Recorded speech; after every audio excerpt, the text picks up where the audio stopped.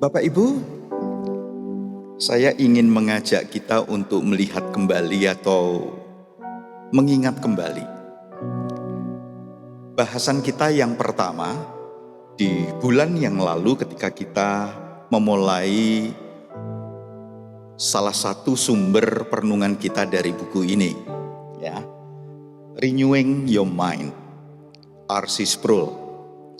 Dan di dalam perjumpaan kita sebelumnya, tatkala kita mencoba untuk melihat bahwa aku percaya itu menjadi sekedar pernyataan atau sebuah pengakuan, maka sebetulnya mungkin kita mengalami dinamika pergumulan tersebut. Tetapi sampai pada satu bagian yang diharapkan itu menjadi pengalaman kita dituliskan demikian. Iman itu melibatkan pengakuan lebih dari sekedar pernyataan.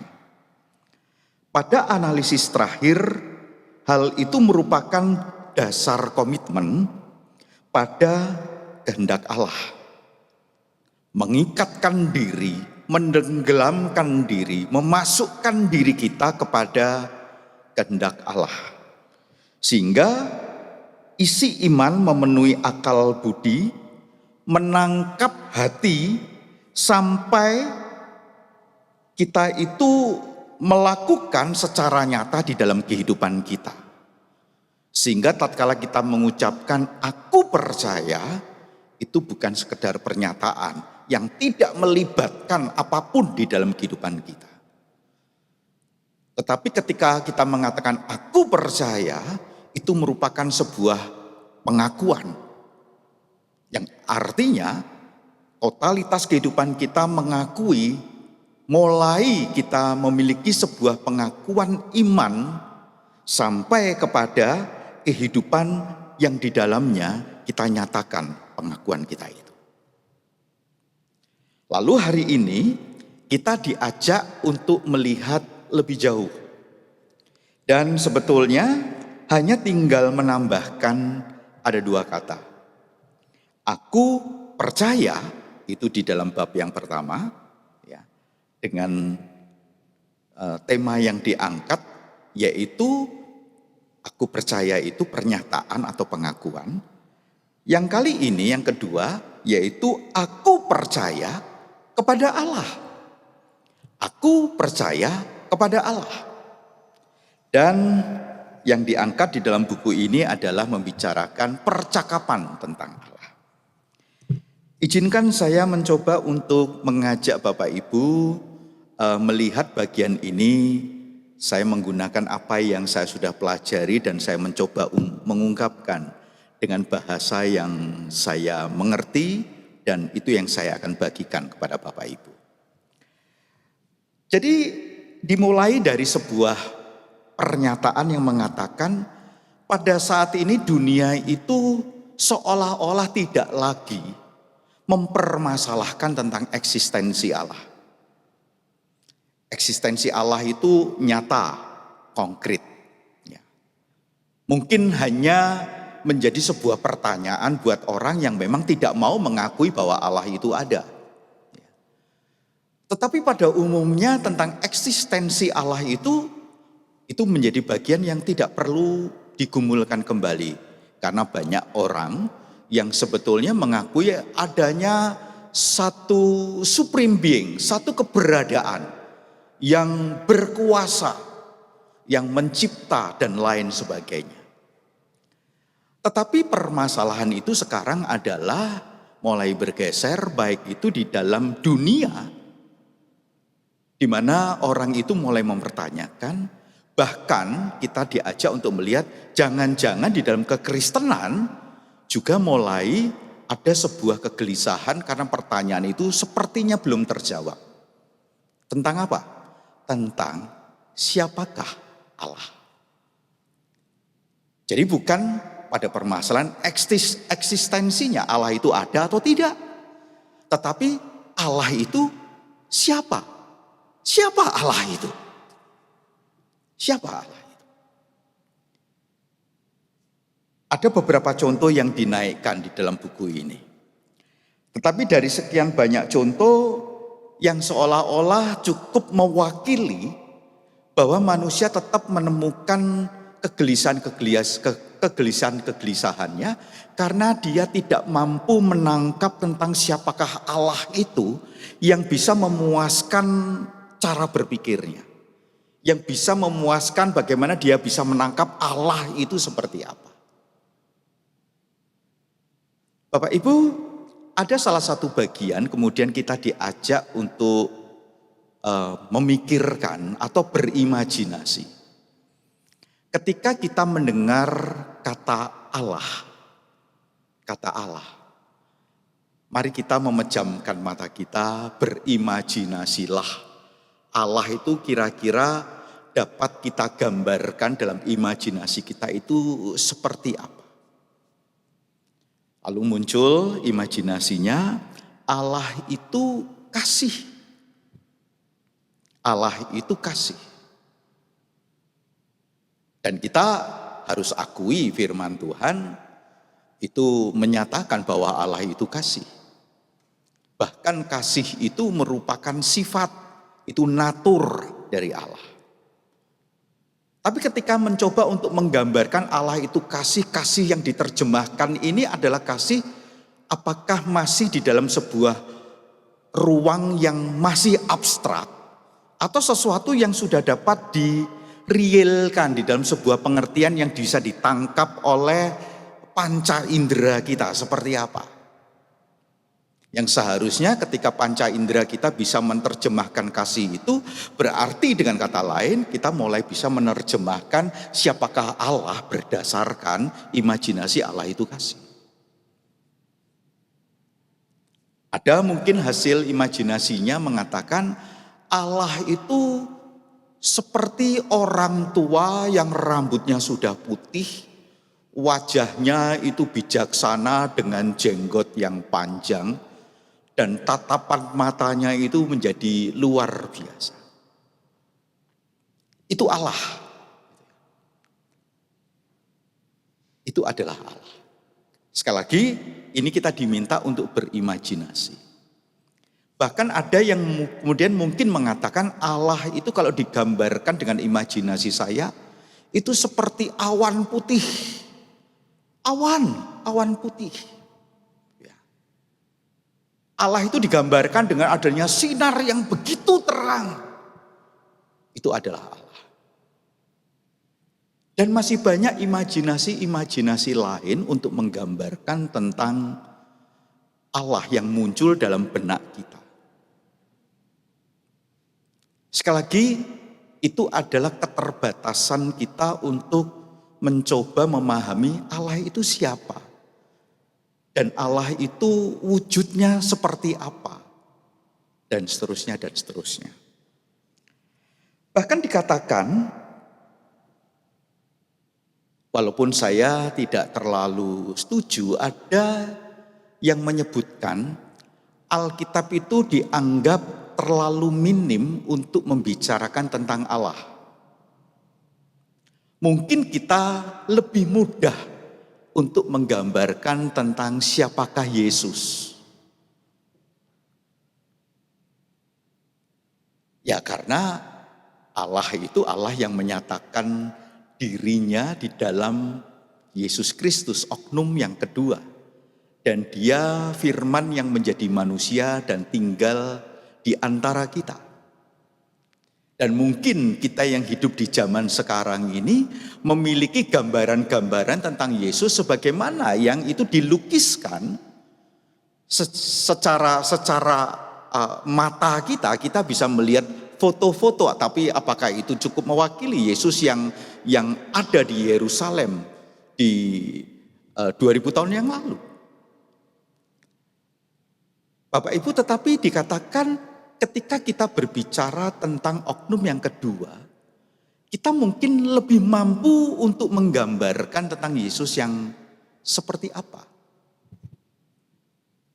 Lalu misalkan Alkitab itu memberikan penjelasan yang cukuplah untuk oknum ketiga, yaitu Roh Kudus.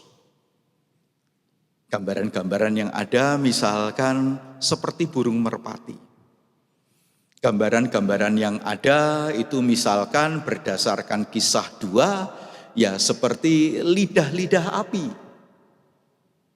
Dan masih banyak gambaran-gambaran yang lain. Sehingga kita dianggap tidak cukup untuk bisa memahami Allah, dalam hal ini adalah Allah Bapa. Itu seperti apa? Nah Bapak Ibu, itu menjadi bagian yang diangkat di dalam bab yang kedua ini. Tetapi ada sebuah pergumulan yang terjadi dalam perjalanan waktu, perjalanan zaman ini. Yang disebutkan di dalam buku ini dikatakan begini. Teologi sering didasarkan kepada manfaat dan kendaraan apa dan siapa yang kebetulan lewat. Yang artinya dia mau menjelaskan itu di abad ke-19 dengan filsafat-filsafat tertentu tatkala mencoba untuk mendeklarasikan Allah, maka akan kita temukan begitu banyak keragaman.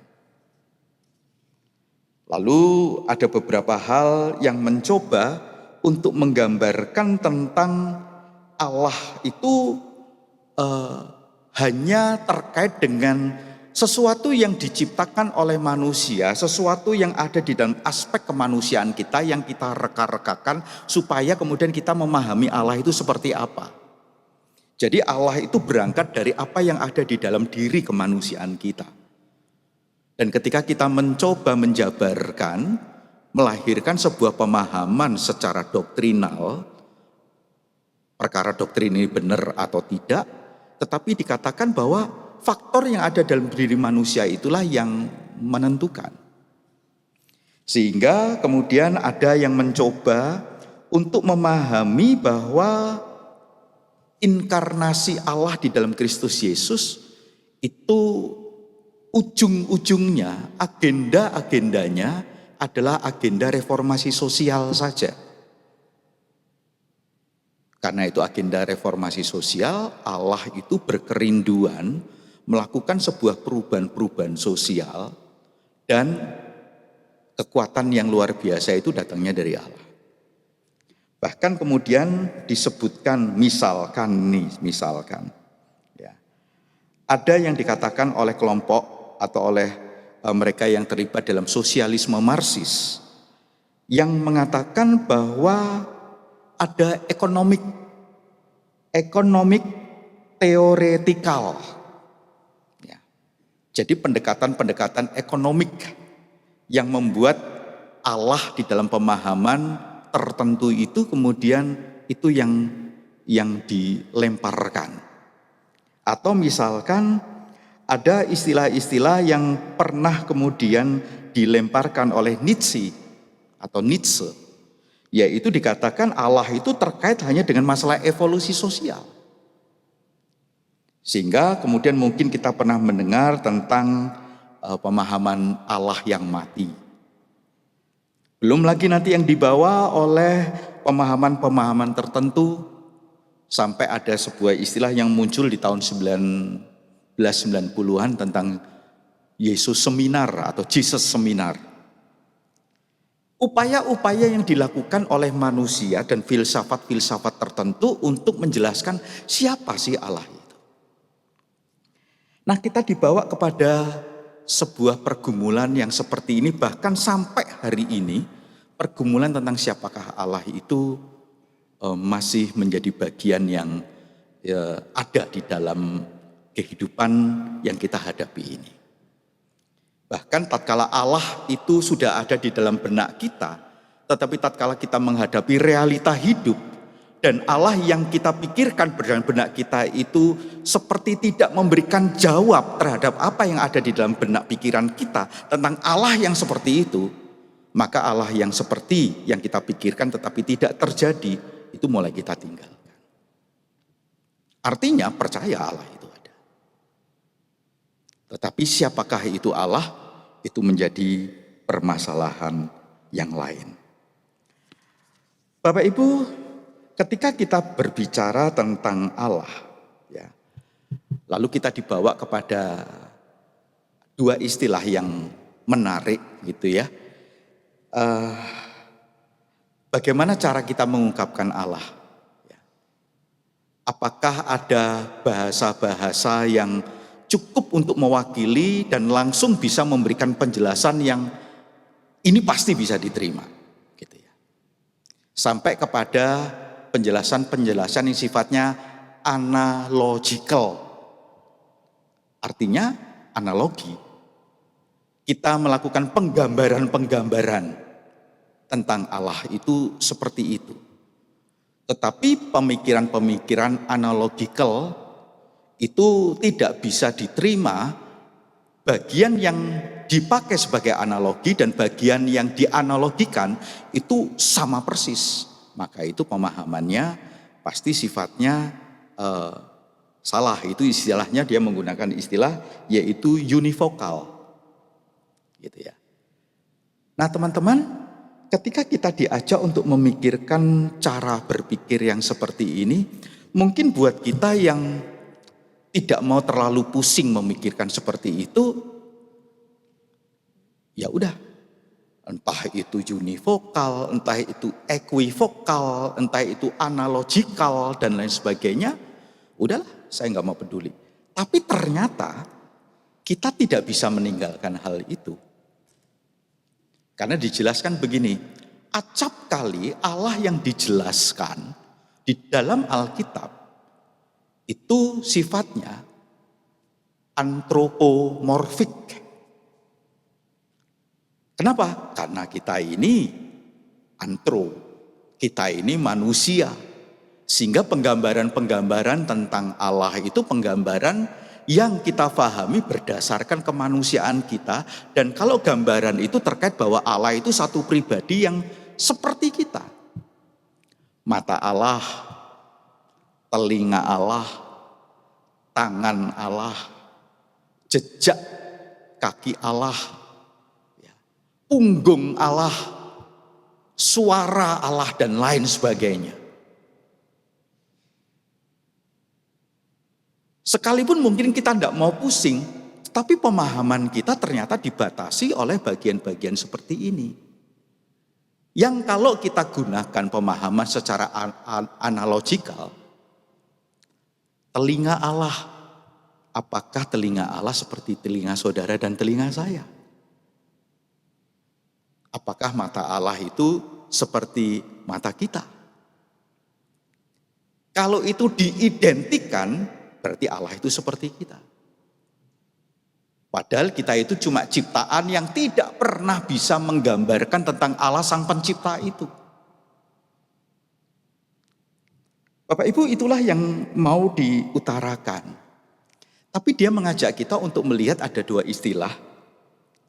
Ini nampaknya menggunakan sebuah bahasa Latin, yaitu istilahnya tentang Deus absconditus.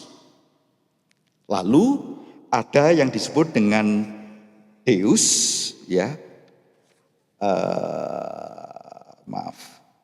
yaitu istilah yang sebaliknya, yaitu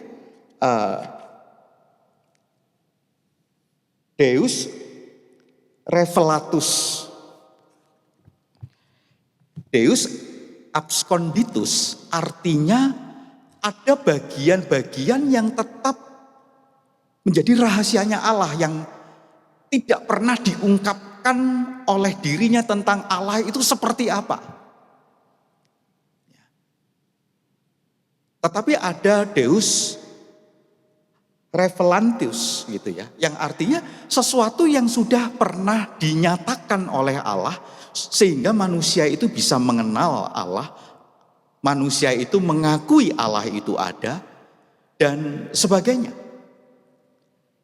Nah, ketika kita membicarakan tentang siapakah Allah, kita tidak bisa berangkat dari Deus absconditus. Sesuatu yang Tuhan tidak tidak pernah ungkapkan, Allah tidak pernah ungkapkan, lalu kita mencoba mencari-cari tentang siapakah Allah, tidak akan pernah sanggup.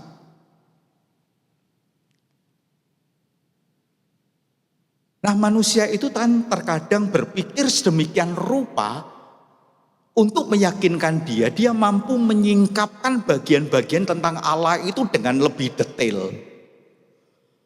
Problemnya terkait dengan bagian yang menjadi rahasia tentang Allah, yaitu nampaknya mustahil untuk bisa difahami oleh manusia.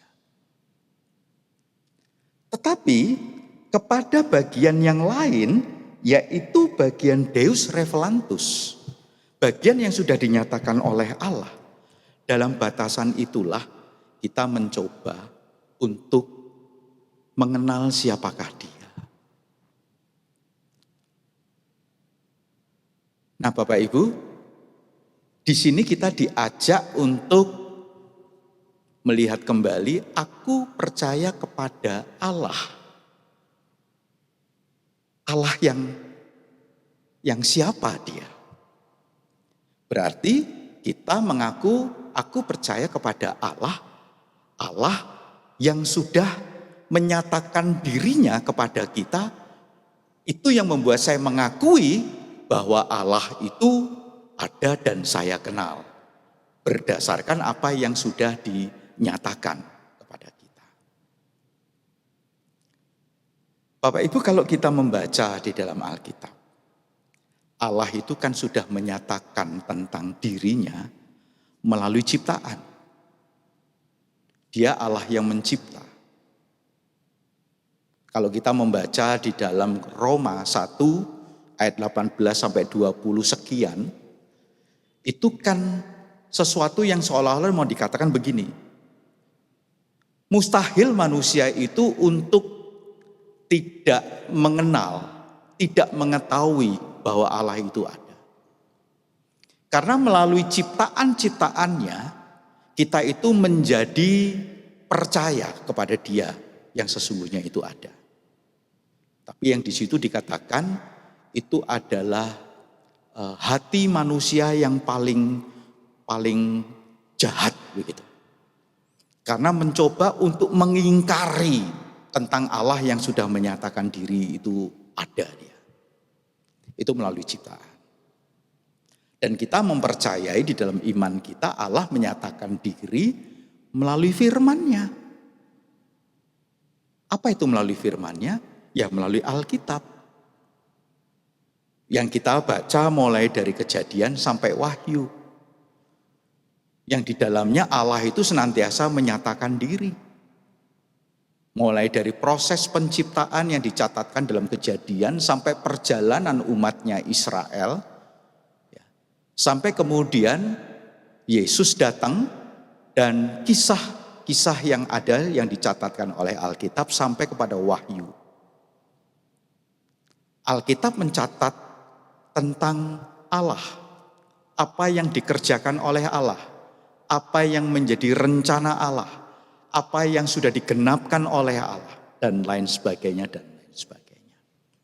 Dengan kata lain, Allah sudah revelantus, menyatakan dirinya. Sehingga seharusnya membuat kita memiliki sebuah pengakuan, aku percaya kepada Allah.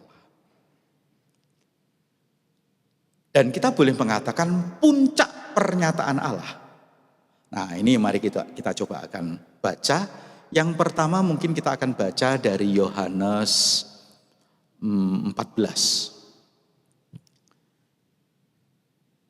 Karena tadi kita membicarakan Allah dalam pengertian Allah Bapa, di mana dikatakan ada anggapan bahwa Alkitab itu terlalu minim untuk membicarakan tentang Allah Bapa. Mari kita coba baca ayat ini. Kata Yesus kepadanya, akulah jalan dan kebenaran dan hidup.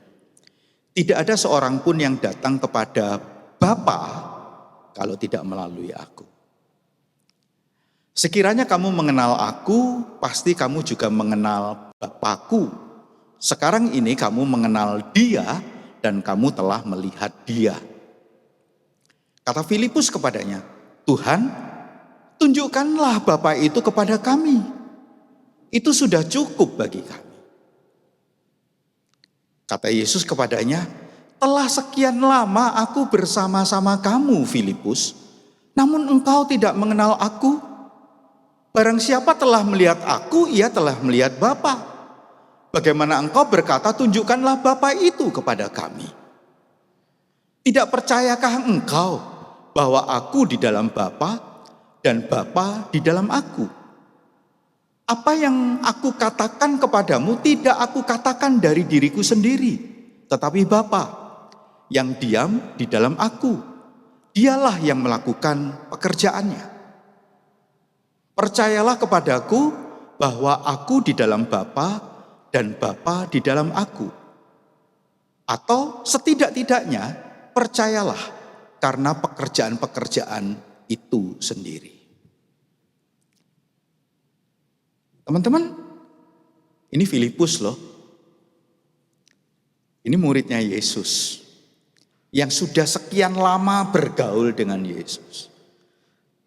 Menjadi mungkin orang yang mengkonsumsi pengajaran Yesus yang secara direct. Yang seolah-olah Yesus mengatakan, loh selama ini kan kamu udah sama-sama aku, kok kamu belum mengenal Bapa? Seolah-olah demikian. Mari kita melihat dari satu perspektif bahwa ini adalah sebuah pernyataan tentang Bapa, tentang Allah itu sendiri yang dinyatakan di dalam Yesus Kristus. Mari kita lihat Yohanes 1 ayat 18.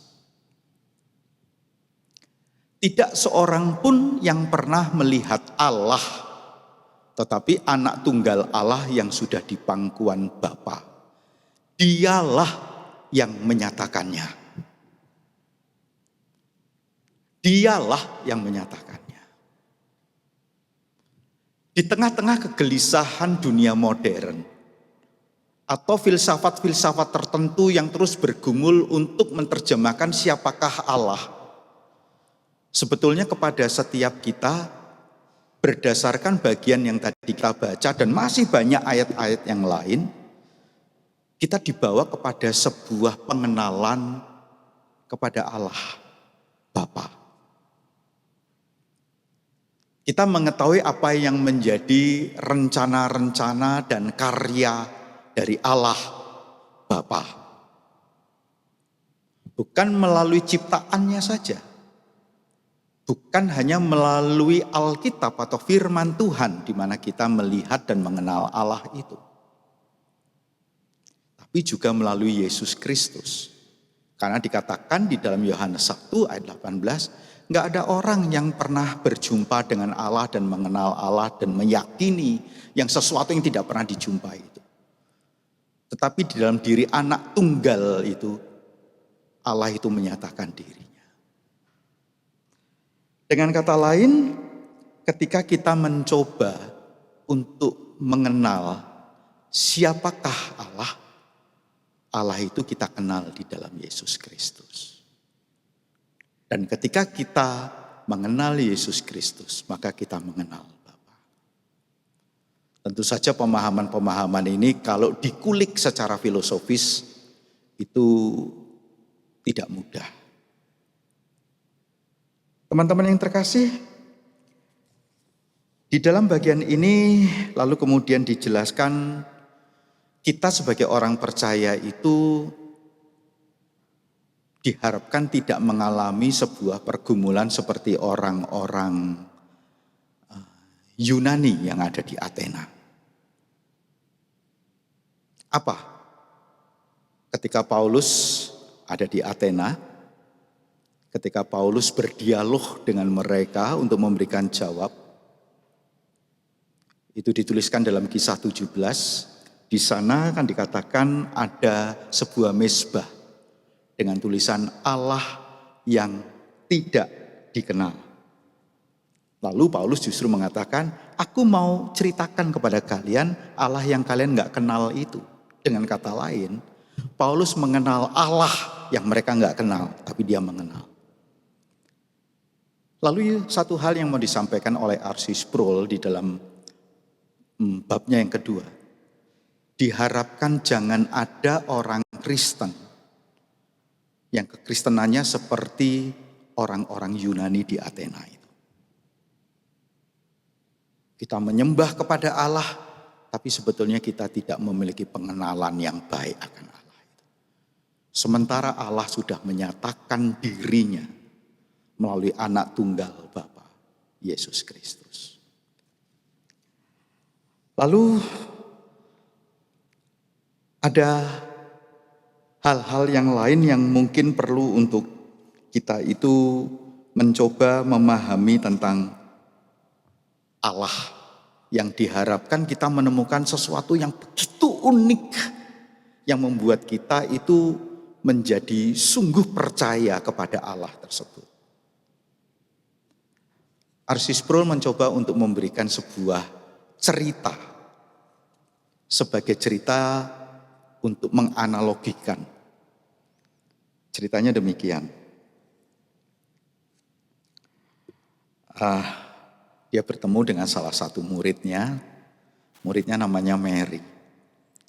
Waktu murid itu masuk kelas, dia cuma melihat, dia menggunakan cincin tunangan. Dan dia begitu ceria. Lalu ditanya gitu ya, boleh nggak kamu cerita kenapa hari ini kamu ceria? Lalu Mary ini menceritakan, aku udah tunangan dengan John.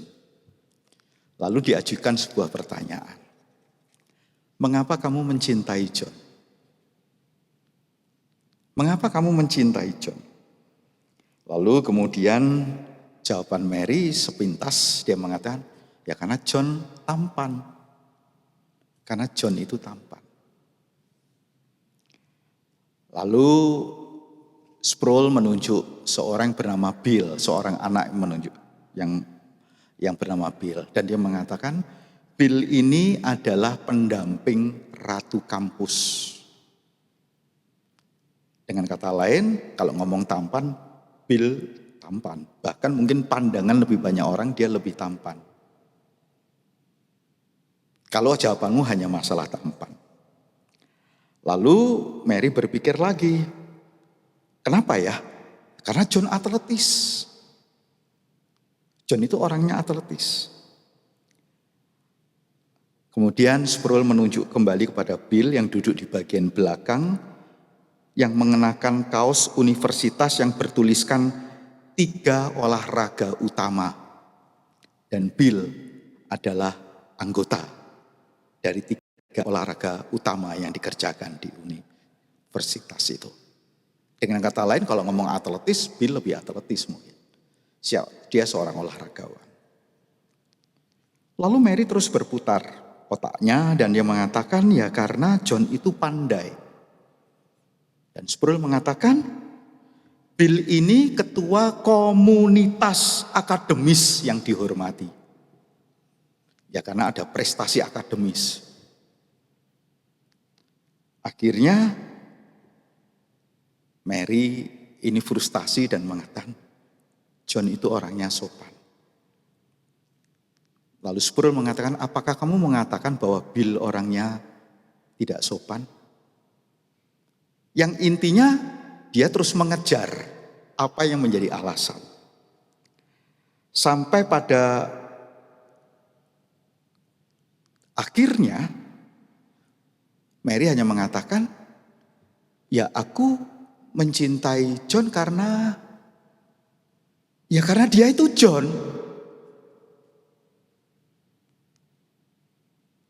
Nah, disinilah kemudian Sproul mau mengajak kita memikirkan ini adalah sesuatu yang terkait dengan sebuah relasi yang begitu unik, yang membuat kita mengenal tentang Allah itu seharusnya seperti apa. Bukan karena faktor-faktor yang sifatnya umum. Kalau Allah itu, ini saya coba kembangkan Bapak Ibu. Kalau Allah itu bisa memberikan yang saya inginkan, artinya mungkin keinginan secara hartawi. Gunung Kawi bisa kasih kok. Kalau Allah itu adalah Allah yang saya inginkan, yang bisa memberikan kepada saya kesembuhan, maka ada upaya-upaya yang mungkin secara medis, secara klinis, bahkan secara mistis yang juga bisa mendatangkan kesembuhan kok. Dengan kata lain, kalau kita mencoba untuk mengakui Allah karena ada hal-hal secara manfaat, itu yang menjadi pengaruh di dalam diri kita. Bukan sebuah pengenalan yang sangat personal, yang unik, yang tidak ada di bagian yang lain. Itu seharusnya masih menjadi pertanyaan kita. Saya akhirnya juga mencoba untuk melihat jawabannya lebih jauh begini. Kenapa ya orang itu bisa menjadi percaya kepada Kristus? Kalau orang itu mau menjadi percaya kepada Kristus, karena dia dalam satu kondisi di mana medis sudah tidak bisa memberikan jalan keluar.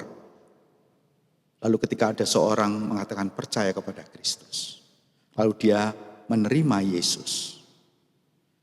Atau dalam kondisi di mana kemudian kondisi kehidupan bisnisnya yang sama sekali tidak bisa menjanjikan segala sesuatu. Dia udah give up. Lalu ada orang menawarkan percaya kepada Yesus dan dia percaya kepada Yesus. Apakah mungkin itu masih bisa terjadi? Saya melihat orang percaya kepada Yesus dimunculkan dari kesadarannya dirinya berdosa. Kesadarannya berdosa. Kesadarannya membutuhkan keselamatan.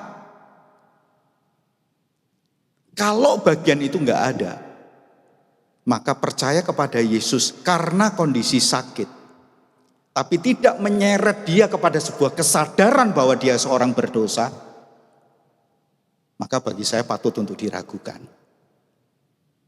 Karena melihat bahwa Yesus hanya alternatif solusi yang terbaik pada saat ini untuk bisa diterima.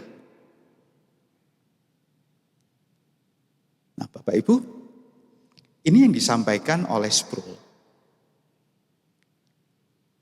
Dan sebetulnya Bapa yang kita kenal adalah Bapa yang kita kenal karena sudah menyatakan dirinya di dalam Yesus Kristus. Yohanes 1 ayat 18. Yohanes 14 kita bisa membaca dari ayatnya yang ke-6 sampai ayat ke-11. Teman-teman yang terkasih, sehingga ketika kita mengatakan, aku percaya kepada Allah. Yang pertama, itu bukan sekedar pernyataan, tetapi itu pengakuan iman. Yang kedua, aku percaya kepada Allah. Itu bukan karya imajinatif manusia untuk memikirkan tentang Allah. Tetapi dilandaskan bahwa saya mengenal Allah, siapakah Allah di dalam Yesus Kristus. Sebagaimana yang dinyatakan di dalam Alkitab tadi, di dalam Injil Yohanes tadi. Itu menjadi bagian yang penting. Bagian kedua ini mengajak kita agar hati pikiran kita ditelusuri, ditelisik lebih jauh. Sehingga pengenalan kita kepada Allah, percaya kita kepada Allah itu menjadi dasar yang kuat, merupakan sebuah pengakuan. Bapak Ibu, sementara itu yang bisa saya bagikan. Kalau ingin mendapatkan informasi lebih jauh, saya mengundang Bapak Ibu untuk ke perpustakaan gereja, dapatkan buku ini. Ya. Saya yakin tatkala cara kita untuk berpikir itu diperbaharui, maka kita juga akan semakin lebih memahami dan diberkati oleh Tuhan. Dan renewing your mind, cara pembaharuan budimu itu bukan yang menuntun engkau untuk percaya kepada Kristus, tetapi dimulai tatkala engkau sudah ditebus olehnya. Tuhan memberkati.